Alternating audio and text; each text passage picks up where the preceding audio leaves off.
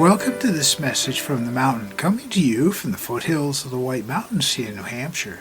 Today's podcast is titled Contrasts. Must seem as though I talk about the weather all the time. Well, most people do.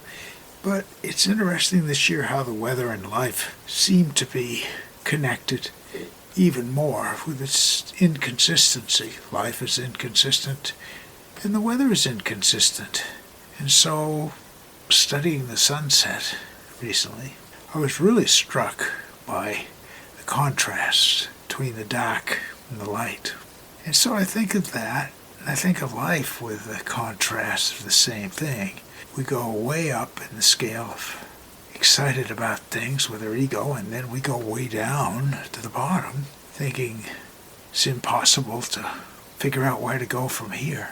And that's what happens when we live in that world of the ego, the ups and the downs.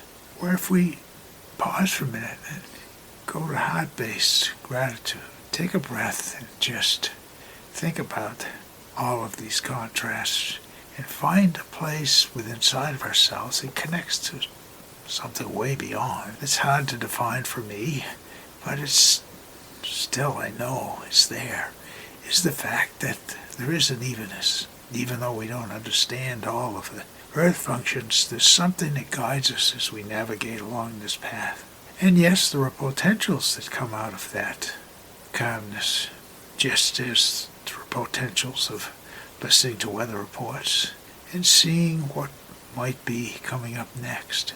If we feel and intend in life to do positive things every day, it's amazing what happens, and it gets us through the contrasts in life. My name is Michael Hathaway, and this is Message from the Mountain. It is my prayer that these words are right and good for you whenever you hear them. Thank you so much for listening.